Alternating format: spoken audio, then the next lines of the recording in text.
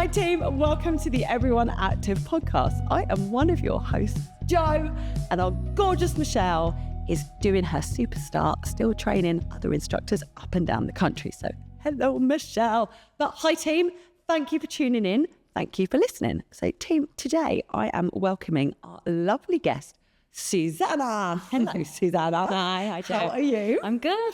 Yeah, how are you? Yeah, I'm really good, thank you. I'm very honoured and also excited that you are here for the podcast today. Happy to be here. We should probably say we are going to be talking about breast cancer. We're going to be talking about your breast cancer story.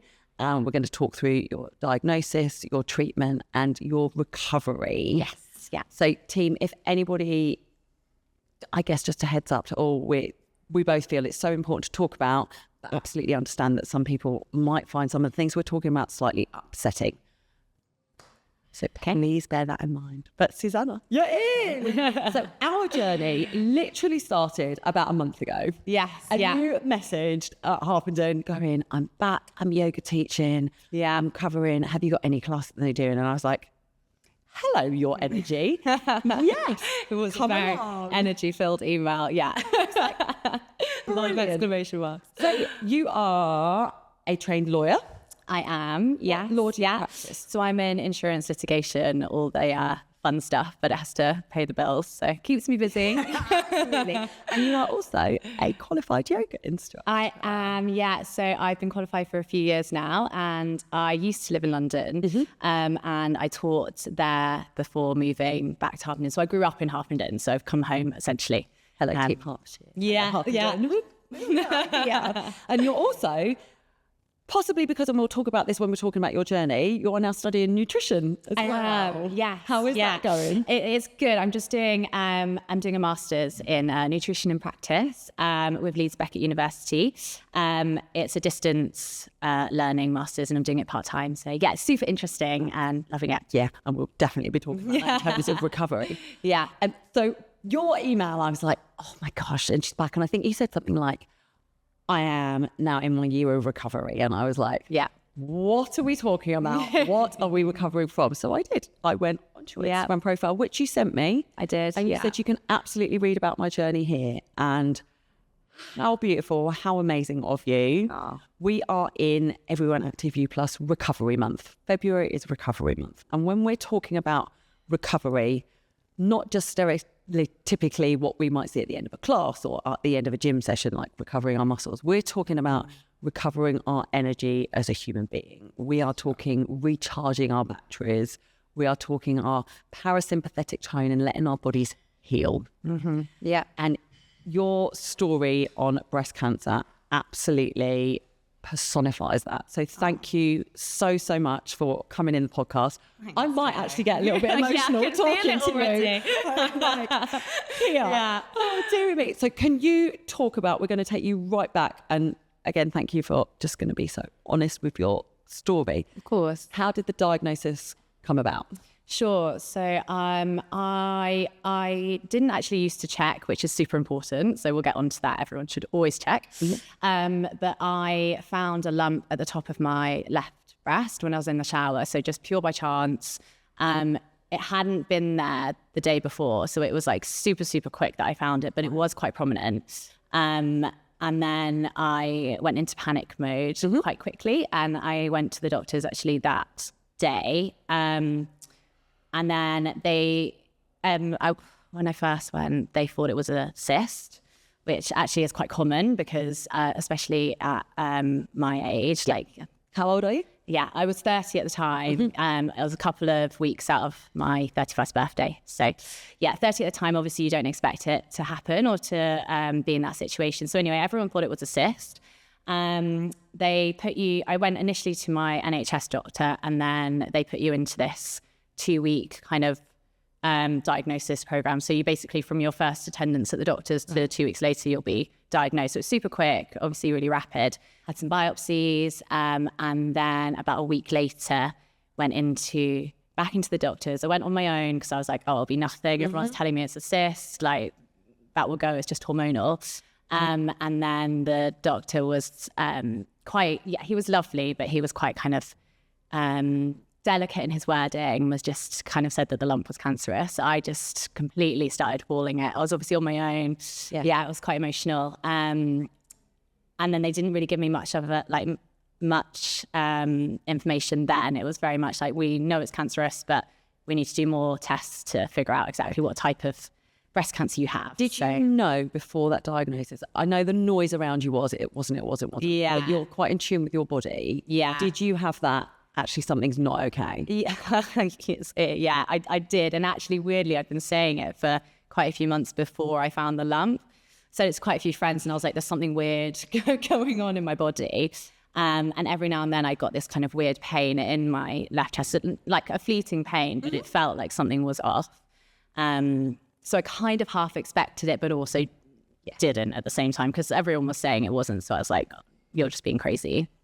So you're sitting alone, crying in this surgery, and at the age of 30, you've been told you've got breast cancer. Yeah.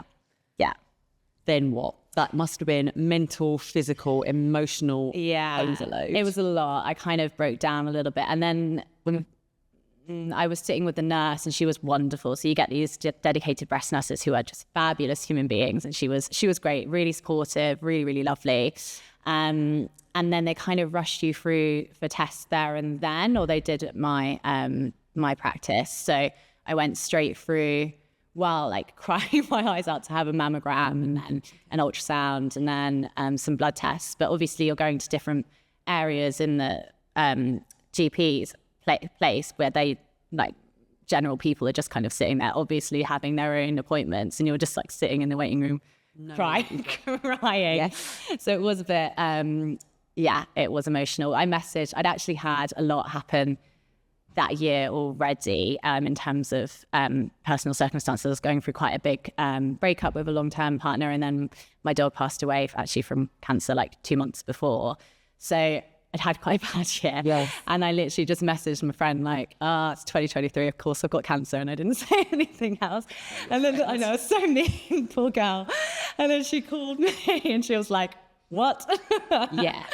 And I was like, and then she like literally like raced down. I was like, then she kind of met me as soon as I'd done all of the tests, and then we went and had some wine and went quite a lot of wine.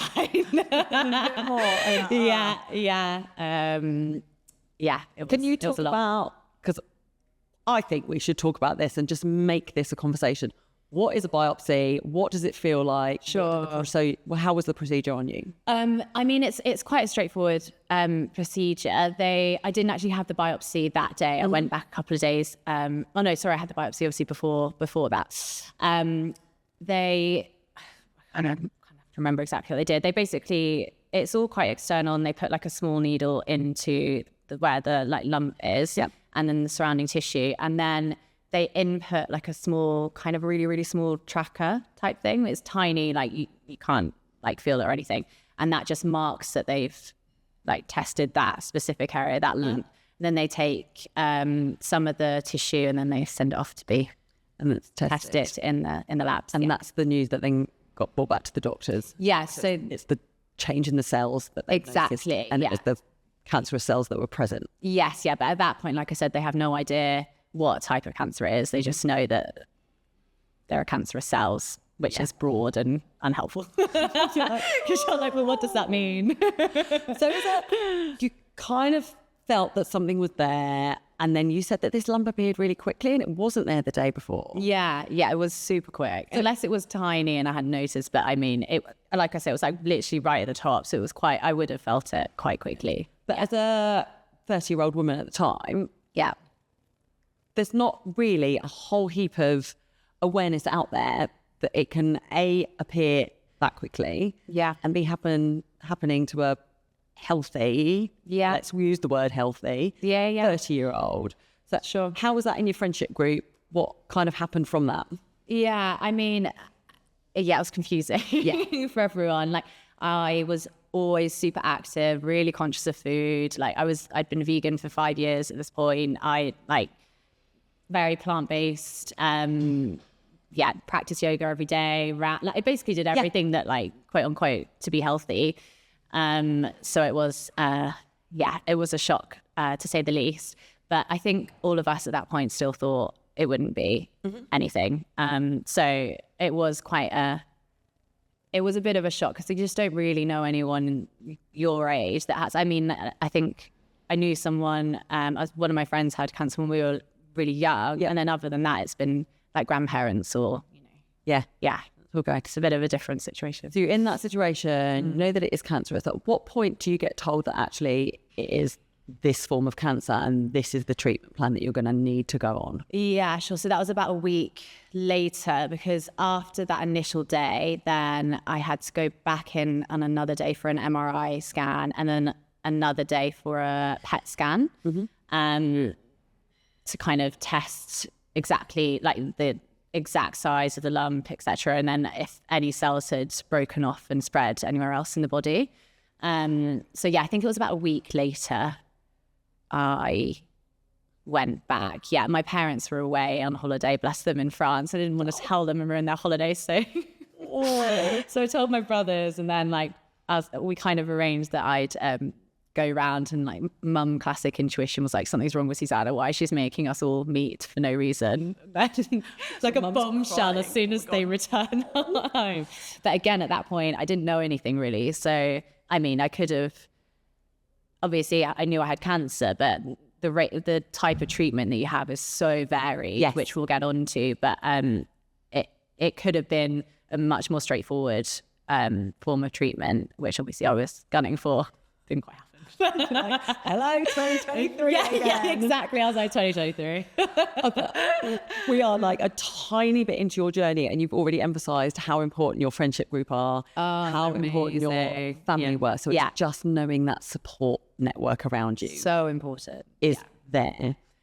So now everyone's where you are. Obviously, you're still experiencing this and it's in your body. How's that making you feel? Are you doing anything different? Are you thinking about life differently? Not at that point. I guess like you do have the epiphanies at different stages, but I was more just confused because I felt so fit and healthy. Yes. And then so many people are kind of telling you that you're sick, and you're like, but I literally went to a spin class this morning, and then I went for a run, and like, you know, you're doing like all the things that you normally do, and feel like you've got loads of energy, because at that point the cancer isn't doing anything. It's just sort of sitting there. It's not actually impacting your body. Mm-hmm. So I kind of thought it was like this weird hoax that someone was playing. I was like, it's not funny anymore.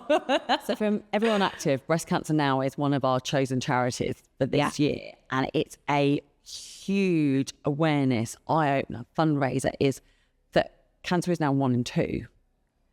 And breast cancer, the age of the diagnostic of breast cancer is just becoming lower and lower and lower and lower. Mm-hmm. And there are absolutely, you said, different forms of breast cancer. Let's talk about what you were actually told your cancer was. So then I went back in the next week, and again, the doctor, my consultant, was very careful with his wording, and he basically said that my cancer was not hormonal, but it was inherent within the lump. Which essentially means if it's not hormonal, it's a type called triple negative, which he didn't want to say directly because it can cause quite a bit of fix. It's quite an aggressive form of breast cancer. So then I was like, do you mean triple negative? He was like, yes. And it was a grade 3. So it was a aggressive type of triple negative, which isn't actually a surprise, because when it happens in younger people, it's normally because it's an aggressive form, because it's the issue with the triple negative is that no one really knows where it comes from, because it's not hormone based. It's not to do with your hormone levels in the body. It's just at the moment random. But luckily it was stage 1, which is the main thing, because I caught it really early and it hadn't spread anywhere in my body. Usually the first place it would spread is your lymph nodes, and they were all clear. So it was literally just isolated to that lump, which that was a game changer. Definitely a game changer. Yeah. And female to female, we should also emphasize as well, though, that males can get breast cancer. Oh, yeah. 110%. And when we're talking about checking, as you said, it was right at the top of your breast. So it's not, I guess previously there's always the check under your breast or lift up and make sure you're checking, but it's the whole area. Yeah, it is. And your lymph nodes. Like, it's literally... So where are your lymph nodes? So they're just under the armpit here. We want to dig in, don't we, into your armpit and feel around. Yeah, no, like you say, it can happen to any gender. It's not isolated just to females, and it's not always a lump as well. It can just be a discoloration in your skin tissue. It can be discharge from your nipple. It can be just any kind of changes to what your normal looks like. That's when you should go get it checked. Even if you think it's like nothing, like there's no harm in basically get to know your own normal. And then if anything's different. That's a really nice line. Yeah, get to know your normal. And if anything's slightly off, and absolutely listen to that gut intuition. Yeah. I check like every month now, like religiously, and actually same with all my friends. And horribly, but also luckily, one of my best friends from uni, completely randomly, but she was checking, and then she got diagnosed about a year to the day after my diagnosis, purely because she'd been checking because I'd been diagnosed. So she just finished chemo last week, and she's doing, she's in the throes of it at the minute, bless her. But like, again, she wouldn't have, and hers was quite hidden, the lump as well, was quite under towards like the duct. So like she wouldn't have found it if she wasn't checking. So is that super important? Doesn't matter your age. Yes, again, age is not a factor. You mentioned the second big C word, chemotherapy. Yeah. So what were you told about how your battle to fight this was going to be? Yeah, so I think quite often, certainly with younger people getting cancer, they throw everything at you essentially, because they're like, oh, your body can take it, so we're just going to give you like the platinum level of treatment and just blast it to hopefully mean that it doesn't come back in any form. So that was what they said to me as the introduction. So I was like, okay, good. And they decided they were going to do chemotherapy first before surgery, which was kind of mentally a bit confusing to me, because obviously if you've got this lump in you, your automatic thing is like, get it out of me. But there's a lot of logical reasons as to why they did it that way, and it meant that I could have this other drug in addition to chemo called immunotherapy, which is a massive game changer for people with triple negative breast cancer, and it's completely changed the rate of recurrence and survival rate dramatically. So there were a lot of reasons for it. So I had chemotherapy and immunotherapy combined. So chemo is an incredibly invasive treatment to the human body. It is literally getting in there and nuking out. Yeah, you're being poisoned. Yeah. Those cancer cells are going there. Yeah. Are you okay talking about how you felt with it and side effects from it and what it looked like for you? Yeah. So first session, you're feeling... Oh, I felt great. Yeah. So the first. So what I did actually for chemo, which was really great, is I had a rota with I had different people come with me to every chemo session. So I can't remember who did the first. I think John did the first one, who was my then partner. And like had been my best friend for like a zillion years before that. So he came with me to the first one. But before I started chemo, I had to do IVF for a month. Not a month, but I had to do IVF first to freeze my eggs. So that was like a whole thing. And then started chemo. We've already said you were so young. Yes. So young. I know you've said you'll talk about it. You also had to put your body through something totally different as well before you could be treated for your cancer, or before you could annihilate that cancer. Can you talk about your journey with IVF and why it was recommended for you? So I had to do the egg freezing aspect of it, purely because I don't have children, and the risk with chemotherapy is that your ovaries can basically shut down and you can be put into early menopause, and then obviously the choice of having children can be taken away from you, which I wasn't thinking about at that point, but I didn't and still don't know if children are in my future, but the idea that choice could be taken away from you is obviously quite difficult. So they do recommend women of a certain age to go through that process before chemotherapy starts. But obviously you then have that kind of stress between like, oh, I want to start chemo straight away. Do I even is this even necessary when I'm not even thinking about having children yet? But I did decide to do it. And IVF in itself is a tough journey for women, families, guys, everybody to go on. Yeah. So you've got the mental stuff from that. How were you looking after yourself in that time? How were you recovering? What were you doing? I was kind of just cracking on as normal. Like I was doing a lot of yoga still, which I practiced every day. I was spinning a lot, and I love spinning. The good old cycle classes. See, I'm just going to make a little footnote here. Michelle, co-host with me on this. We are always like, I love a cycle class. Oh, it's dancing on the bike. It's so fun. Exactly. It's just pure happiness. Yeah, totally. The endorphins that come with it. Yeah. So the fact that you were still able to do that. Yeah. Kept those endorphins kicking in. Yeah. And then you've got the polar side. You've got your yoga. So you're being able to allow your body to go, this is my recharge of battery time. I have got something in me that doesn't need to be here. But you're allowing your body recovery time. You're trying to take yourself back to that neutral and grow better rather than getting more stressed from it. Yeah, absolutely. Was that a kind of mindset that you took on you through your whole journey? Did yoga stay with you? Definitely. Yeah, I mean, my practice changed. The nature of it changed. And I was very much more kind of into power and like doing the kind of intense, I guess, a bit egotistical side before. If it was getting before I was diagnosed, and then obviously after diagnosis, I then kind of shifted to kind of more yin, restorative, and like found my absolute love for that side of the practice, which I wish I'd discovered earlier. But yeah, we've got you then. It's just a cuddle. So on that note, can we talk about what is restorative yoga? What is yin yoga?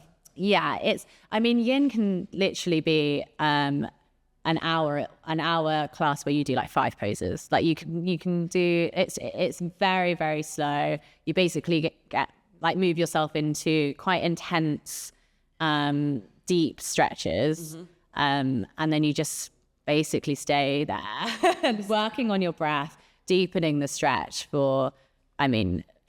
Like I say, you could have an hour and have like 5 poses. That's how long you could stay in a stretch. But it's very much about connecting to your breath, to your body, and just kind of digging down to that moment that you're in. Allowing that body to just go, okay, this is my restore. Yeah, this is my. It's recovery. A surrender completely. Yeah. And then you spoke about restorative yoga, which is a tiny bit more progressive, I guess, than yin, but still allowing yourself that time, that recovery time. Exactly. That came into your world. Yeah. You had IVF going on. Then chemo. Yeah. I have to say, with the egg freezing, it was only a brief insight from because I obviously didn't have the attachment to it that couples or individuals have when they go for it, and then have an hope at the end of what might be the outcome. So knowing what it's like to have those hormones pumped into you without having that attachment, I think is just credit to. It's a big. It's absolutely. When we're talking about IVF journey, when we're talking about the humours and the connections again, there's been studies on people that have gone through IVF and can't fall pregnant, but when they've made a connection with a different community, or they've given back to the community, or they've done volunteer work.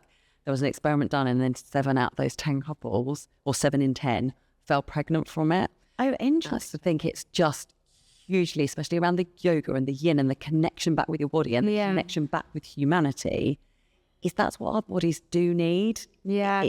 It's really important that we allow ourselves, because we're so on and we're wired and city lawyers and business development before I was doing this, and we're like on, because the society around us is, we're 24-hour TVs, we're 24-hour shops, it's just go, and we forget that actually we're meant to wake up when the sun rises, and we're meant to fall asleep when the sun sets, and we've got this natural rhythm in our body. And if we allow ourselves that time to be able to try and get into that space and recover in that space, then change can start to happen. Was your yin and your recovery yoga an important part of your treatment journey as well? Because chemo's massively so tough. Yeah. Huge part of it. Yeah. I'd say the first, I was on a weekly chemo I had 2 12-week cycles of chemo. So the first 12-week cycle, I was on a weekly chemo, and the first, it was a lot. So obviously your whole everything's changed because everything's focused on, it was on a Wednesday. So everything kind of was gearing you towards the next week. I didn't work for the first maybe 5 or 6 weeks because I wanted to see how my body was responding. But after 6 weeks, at that point, I was actually fine. Like it wasn't affecting me that badly. I was tired, but I wasn't being sick. I was having really bad tummy issues and really, really bad reflux, like horribly painful reflux. I actually didn't know what it was at first, and I had to go to A&E. I was like, "What's happening?" And they were like, "It's reflux." Like it happens with chemo, like until like a 10th degree. I was like, "Okay, we'll make it stop." Yeah, it's so painful.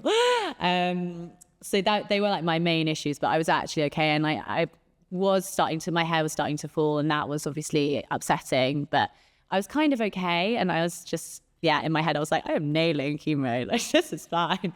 And then things did start to change. And when they start to change, they change a lot quite quickly. Are you okay to open up? Yeah. Yeah. Okay, so we've gone through your chemo. You're realising that this is happening in your body. Yeah. Go. Then... So it was initially, my body just seemed to react in crazy ways to it. There were a lot of additional things, like not just the chemotherapy. So I had an allergic reaction to one of my chemos. I wake up and like my lips were huge, like massive, and they were just growing and growing like through the morning. And then I started having issues breathing, and then I went in and we worked out that after the following week it kind of happened again. We worked out that one of my chemos I was allergic to, so we changed the base of it, and it meant I could continue. But that was kind of the beginning, because then after a few weeks after that I got a really bad infection, which meant I had to be hospitalized for a week. It was actually, I was being treated for sepsis, so it was quite intense. So I went into chemo with a bit of like not feeling great, nearly fainted at the like desk, and then they just kind of went in and my temperature was at 41. I was not 41. A well person. Yeah, it was really bad. Yeah, no. Yeah. It wasn't ideal. I had two friends, as I said, I had a rota for different people to come on different weeks, and I had some like friends sitting outside, and I was like, I just want my mum, so she had to come. They brought my temperature down, obviously, and then they could come in, but then I did have to be hospitalized for a while. So that was a bit stressful, and then I came out, and then I was obviously like feeling a little bit weaker at that point, and then I think I got through all of those 12 weeks of chemo. I did lose my hair. Well, I shaved my head in the end, and then had we can talk about hair separately, but so that was like a separate thing. But then so I had a break week in between the two 12-week cycles, and then the second 12-week cycle, just before I started it, I had my first one, I then woke up with this other infection where it was a sty, and then it turned into this thing called, I think it was ocular cellulitis or something. It was something similar to that. But anyway, my face was like massive. It looked like I'd just been in a massive like pub brawl the night before. And bear in mind, you just wake up and you look in the mirror. It's like, really, universe? What is going on? And it just got worse. Like I couldn't open this eye, and it was genuinely massive. So I went in, and then I was hospitalized again for a week. And then during that week, my thyroid crashed at the same time, and then my body stopped producing cortisol. Obviously, you don't want too much cortisol. It's a stress hormone, so everyone wants to keep their levels low, but you do need a base level. And it's totally natural to the human body, like cortisol and our stress hormones. Like stress actually is okay to the human body when we need it to work. We need it to wake up. We need it to function, to like stand up completely. Yeah. So this stopped being produced. Your body was like, no, thank you. Yeah, it was just like, I'm not doing it. So this all happened in the same week. So like then a lot of the symptoms from those things is just basically like feeling tired and like not having any energy. So my doctor called me and he was like, "Are you feeling tired?" I was like, "Well, obviously I'm in chemo." He was like, "No, all these other things are happening," which made sense because I was like especially not well at that point. So I was put on various things to bring my thyroid back to a normal level, and to give my body a base level of cortisol each day. Because if you don't have that, you get super sick really quickly and you basically just collapse. It's called Addison's disease. I still have it now, actually. It's a long-term thing that's come out of chemo, or immunotherapy rather. But yes, so that happened. It's like your body. It's a huge point to make as well. What's going on? We found it, we're there. And it is though, but chemotherapy is an invasive treatment. You're putting through your body like through something it's never been to, because you've got a foreign body within it. Yeah. And your whole body is literally going, oh my gosh.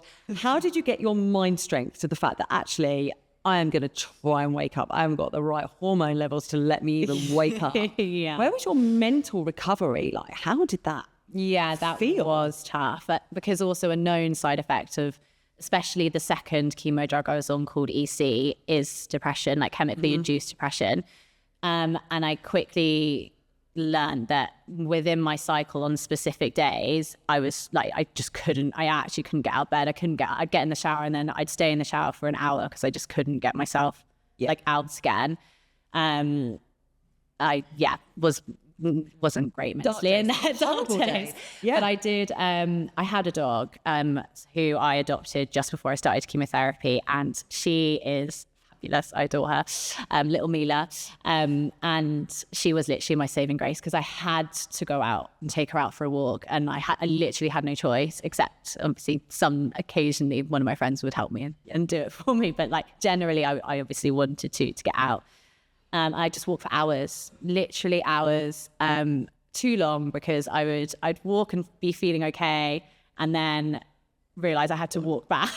I've gone too far. But it can be going. And was it because you were with her as well? Like, you've got the connection, and it's just your mind space. Were you outside? I'm guessing you were outside walking if you're walking the dog. Yeah. Just walking. I'm on the treadmill. An hour and a half. 2 laps of my building. Yes, no, I lived in Battersea at the time, so I was just doing like laps of the park, basically. Oh, yeah. And yeah, your little pup. Yeah. Dogs are literally. I know, don't get me started. I'm obsessed.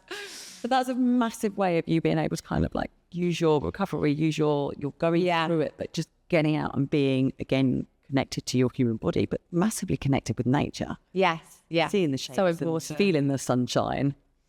And so we have gone, literally, your body has predominantly thrown absolutely everything at you it possibly can. Yeah, it wasn't half. Then where are we going? So then I finally finished chemo at the end of January 2024. So that was, I had 16 rounds overall. And then I had a 6-week gap before I was going to have surgery. And then I felt great. So, I did feel great immediately after chemo, obviously, but it comes out of your system quite quickly. So about 3 weeks later, I started to feel like me again. I went to Paris with my best friend and our mums and my best friend's daughter, who's my goddaughter. And then I went to Brighton, I went to like various places, but then I got an infection and then had to be hospitalized again for about a week, which then pushed the surgery back by 2 weeks. From there. So it was always like constantly something was kind of pulling you back a little bit.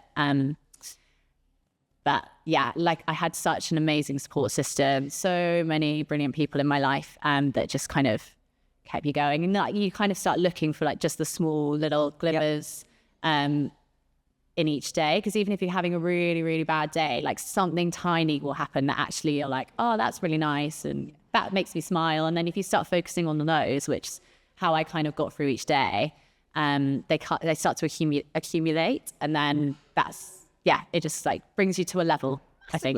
I'm all about the power of positivity. Yeah, I really feel it. And what you've just said, like, everybody's like, oh, don't look for triggers. Like, look for glimmers. Yeah, look for those little points, those little bits of sunshine. Yeah, and allow yourself to focus on them and make them your focus of that day. Just that day, even that hour. Oh, yeah. No, I never thought like 2 days ahead, 1 day ahead. Yeah, like say not even an hour ahead. Like just focus on that. The glimmers. Find the glimmers. Find the glimmers. Couldn't agree more. So you've got to surgery. Yes. Yes. Successful? Yes, it was. And I was fortunate that my surgery was limited to a lumpectomy. And actually at that point, the lump was totally gone. The chemo had eradicated it entirely. So according to all of the scans, there were no cancerous cells or precancerous cells left in my body. But obviously they don't know that 100% until they open you up. So I was going into it like with like good hopes, but so it was isolated to the lump, and then they took a couple of lymph nodes just to check them. So yeah, it was quite it was less invasive, much less invasive than it could have been, so I was quite fortunate. After you've put your body through, just to get rid of it though, the whole journey to even get to the point that you could have an operation. Yeah. So how's life looking now? What is latest prognosis? How are you just still in a recovery journey? It's such a huge invasion of your body and your recovery space and your mind space and mental, social, physical. Yeah. How is it looking? Where are we going? Yeah, I'm good. Yeah. I actually decided when I just finished chemo and I was like waiting for surgery that I would sign up for a marathon in the October. I mean, if we're going to be a woman that's doing this, come on. This was in February, and I was like, oh, I can run a marathon in October, sure. So then I signed up for Amsterdam in October 2024, and then I got like a group of, there were 9 of us in the end to sign up some people to different distances. I decided it would be a good idea if I did the marathon, not do anything shorter. My mum was like, what's she doing? Sorry, Mum. Yeah, I know. So then obviously I started training during treatment because I still had radiotherapy. So I was in radiotherapy every day for a month but like running alongside it. So at that point I was so unfit. I'm not a runner, and I'm a plodder. I'm slow, but even for me, I was like, I'm crawling and like stopping every kind of like 5 meters. But I kind of stuck with it, obviously, and then that goal and that focus, that was part of your journey to saying goodbye to cancer. I'm on my recovery 100%. path. Yeah. I wanted something I wanted to have a focus, and I wanted to end the year on a high.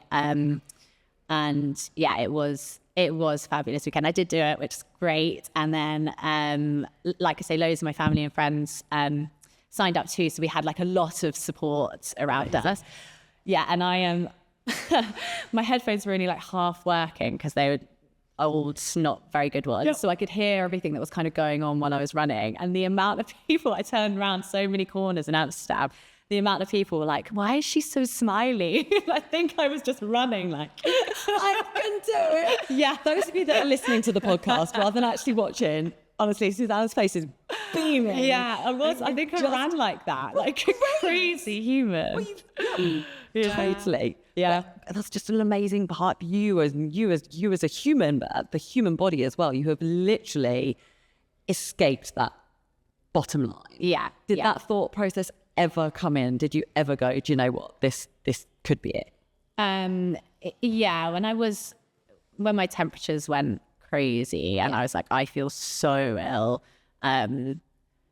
You're kind of shown your mortality, which you don't expect at that age. So like it was, difficult. And I did struggle quite a lot with like nausea during the second round of chemo. So like it took so much energy from you that you were just like, marathon was so then I was like, so marathon is how we fix it. Yeah.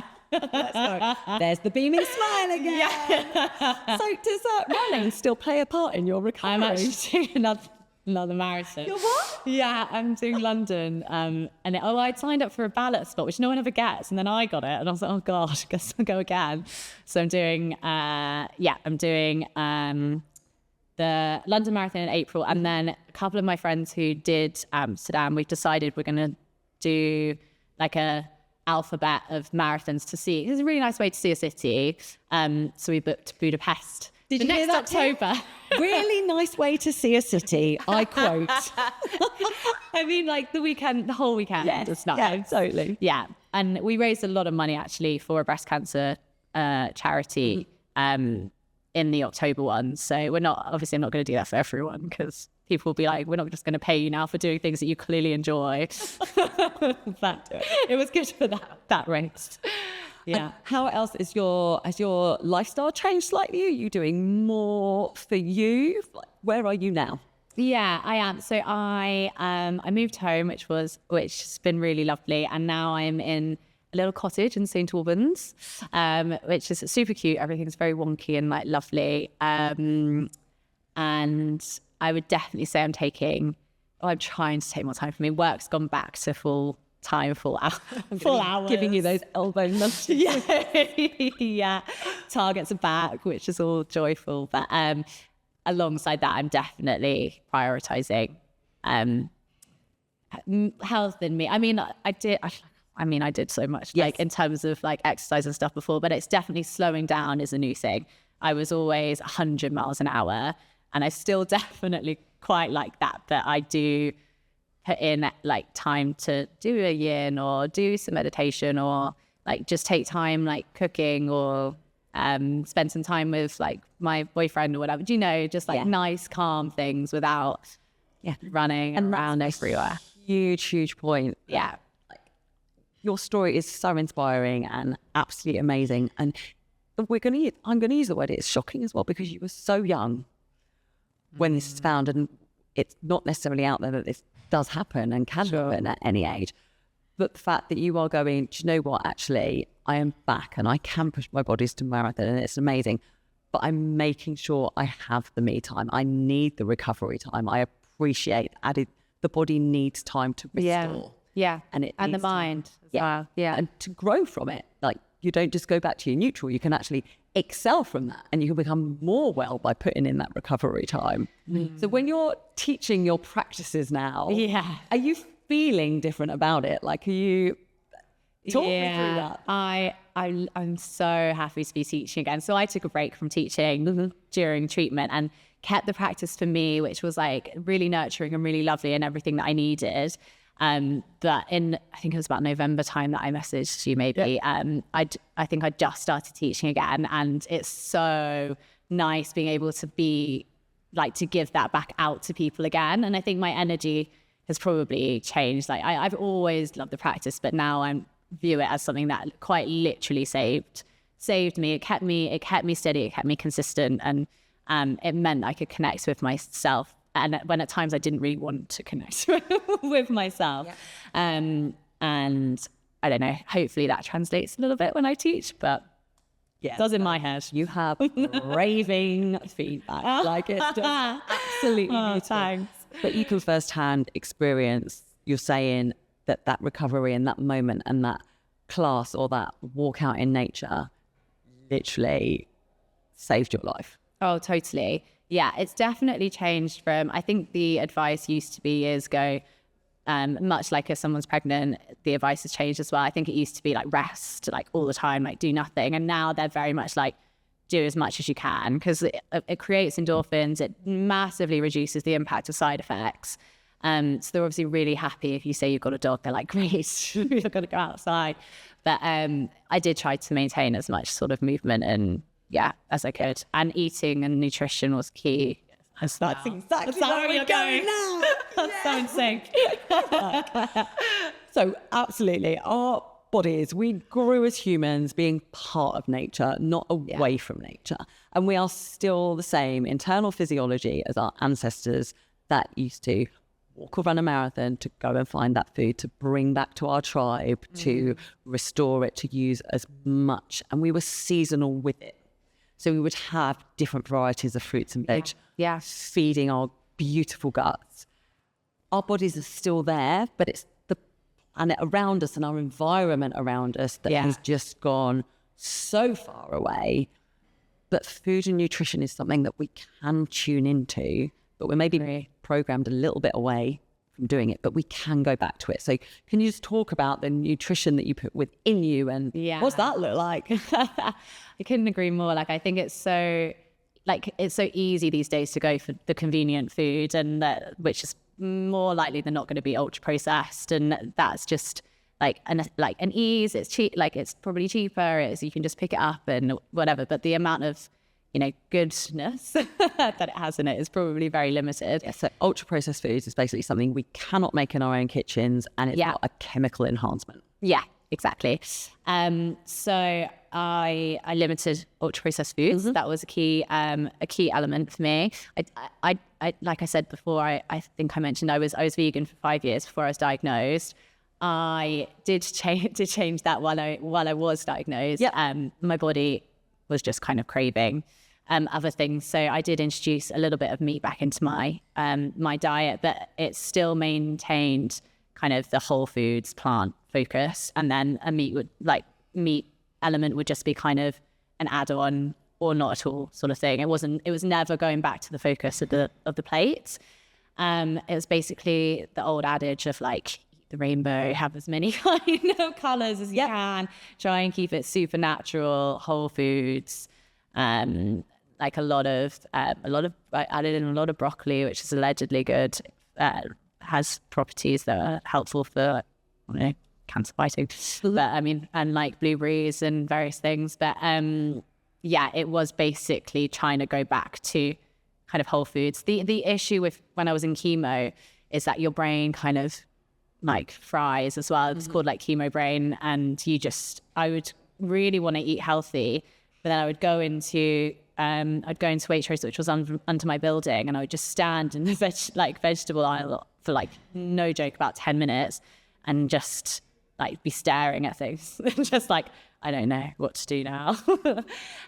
So like making the choices was what was difficult for me, and I introduced certain things to combat that, so that I'd already made the choices like the week before. I used a recipe company called Plant Hood, which were like fabulous, and it's all kind of really like good home cooked or like chef cooked food, but it's all basically like natural ingredients, very organic and whatever. So that obviously you don't have to use a recipe company, but that premise worked for you at the time. Meant that I could have that variety, and it was all seasonal food, and I didn't have to use my brain as much and go to the shops, which I couldn't do at the time. So I guess it was the fact that there was food, and like this just takes me back to when my nan was around. She would always be the one that was prepping the food for the family for the next week. It was it was shopped, it was bought, that decision was taken away from us, but she knew the importance of the variety and the preparation of it, but she absolutely just enjoyed doing it. And I think that whenever I'm cooking, and I know you said that you've got a joy in cooking now. Now I love it again. I do think back to my early times and the amount that time, but even that is now downtime for my body because I'm prepping the veg, or I'm thinking about, actually I've got all of these root vegetables in. I don't just need to roast off this. I could be making a soup for next week. We could be making a stew. It's about being able to find those ingredients. And so I guess if you're making points out there, because we know people, and absolutely there's going to be people listening to this podcast who are currently going through their cancer treatment, or they've recently got a diagnosis. What are your tips is too much of a crude word, but what advice would you personally absolutely work from you? It might not work for the next person. Is there anything to ease a human body through that process? Specifically in relation to food. Yeah, I think if you're going through definitely chemotherapy, like you need to find a way to get variety, whole foods, but also limiting the amount that you have to use your brain. So like whether that means someone else can like help you, or you can use a company to help you, or you can schedule time in the week where you know that you are mentally kind of more equipped to deal with any kind of decision making process. Then you kind of need to think in that way. Or like if you know someone who's about to go into chemo or is in chemo and you like cooking, like cook them a meal and take it for them, and they can have it in their freezer. Like honestly, when some of my friends, one of my best friends, Ella, used to cook for me all the time and just bring it over, and Livy, and like, oh, what a godsend. Girls. Nice work. Amazing. Totally. And hydration, I guess, is so important, part of the recovery process, part of the nutrition process, part of your yoga practice. The human body needs water. Were you when you were on your journey, and definitely in chemo, were you struggling sometimes because you said you had the reflux? I was put on things for reflux quite early, but initially I was, so I was having quite a lot of milk just to calm everything down.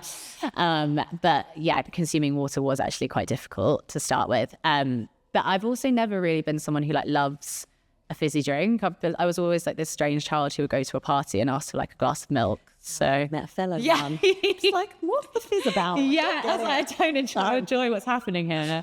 So I always drink quite a lot of water. So for me, that was quite lucky. But what I did do actually is have a lot of ginger water, specifically. Obviously you can have ginger teas, but I would boil off ginger and water and then store it in the fridge for the whole week in advance of treatment, because it was super helpful for the nausea and for my stomach issues and settling the stomach. Absolutely. It's fab. And we will absolutely declare neither of us are doctors. Oh, no. Neither of us are cancer doctors, and this is what helped you on your journey. Yeah, absolutely.